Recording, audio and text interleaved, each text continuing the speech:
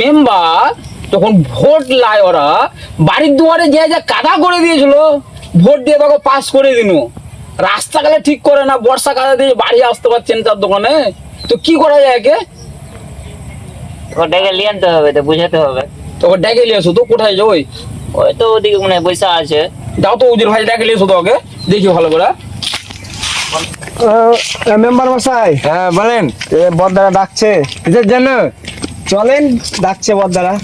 কি কারণে? চলেন না, তারপরে দেখতে হবে। হ্যাঁ চলেন।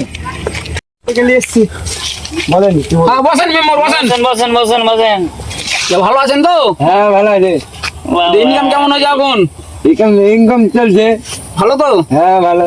তো ভোট লাগার সময় আমাদের খুব বাড়িতে কাদা কাদা করে দিলা। হ্যাঁ দাদা ভোটটা দিয়েন, দাদা ভোটটা দিয়েন, পাঁচটা করায়েন, গ্রামের সব কিছু চেঞ্জ করে দেবো, তাই তো?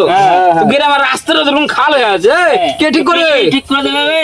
করবো করবো। কখন করবে? হ্যাঁ, টাকা নিয়ে লেগি। সময় করবো। কোন বছর তোমাদের পাস করা হয়ে গেলো 3 বছর, হ্যাঁ, আর তোমার তো 2 বছর আসছো, তারপর তো চেঞ্জ হয়ে যাবে। রাস্তাটা ঠিক করে দে। চলছে স্যার, হ্যাঁ? সব ঠিক করতে হবে। ধরো দেখে ভালো করে দিয়ে